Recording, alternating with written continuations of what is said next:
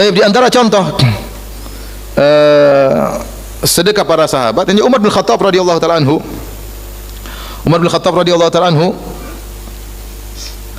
dia pernah mendapatkan bagian dari dalam perang Khaybar, mendapatkan bagian. Tetap Rasulullah menang dalam perang Khaybar, mendapatkan kemenangan, kemudian dapat harta.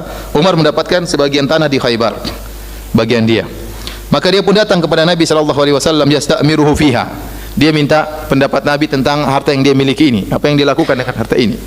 Kemudian dia berkata, ya Rasulullah, inni asabtu ardhan bi Khaybar. Ya Allah, ya Rasulullah, aku mendapatkan sebagian tanah di Khaybar. Lam usib malan qat anfasa indi minhu. Aku tidak pernah mendapatkan harta yang paling bernilai seperti ini. Mungkin tanahnya luas, besar. Ini kebetulan ini tanah harta yang hebat. Dan Umar tentunya sering bersedekah, tapi kali ini dia mendapatkan harta yang terbaik dan dia mengatakan, kau tidak pernah memiliki harta lebih hebat daripada ini. Maka dia ingin bertanya kepada Nabi apa yang harus dia lakukan dengan tanah ini. Maka kata beliau, fama ta'muru bihi, apa yang kau perintahkan kepadaku untuk harta ini?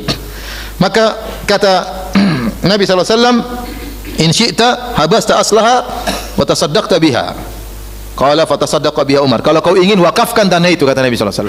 Tahan asalnya dan hasilnya sedekahkan. Ditanam korma, hasilnya sedekahkan. Tapi wakafkan tanah tersebut. Ya, Nabi kasih solusi. Kalau kau ingin melakukan terbaik bagi hartamu ini, jadikanlah sebagai tanah wakaf. Ditanam korma atau yang lainnya, nanti hasilnya dibagi-bagikan, tapi tanahnya tetap ada.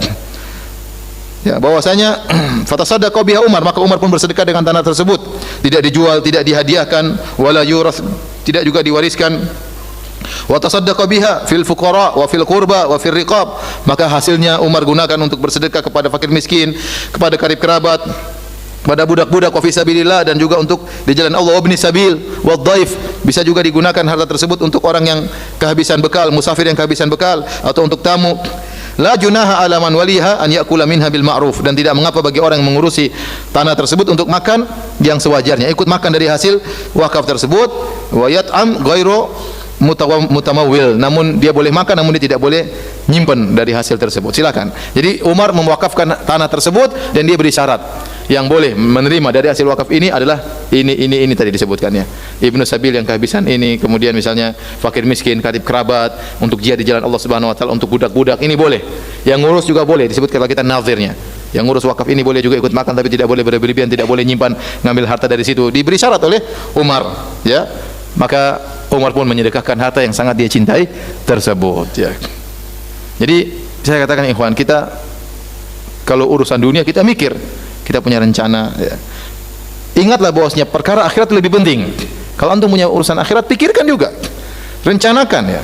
Diskusikan ini bagaimana. Punya proyek, misalnya proyek agama, proyek untuk wakaf, pikirkan, renungkan. Sebagaimana kita sibuk-sibuknya mikir tentang usaha kita, bagaimana usaha kita bisa berkembang, bagaimana bisa untuk semakin banyak asetnya, kita pikirkan dengan baik. Kita panggil para pakar, kita panggil para ahli, kita bahkan bayar mereka supaya bisa memikirkan usaha kita. Maka untuk urusan akhirat pun demikian, serius, ya, serius dalam urusan akhirat, ya.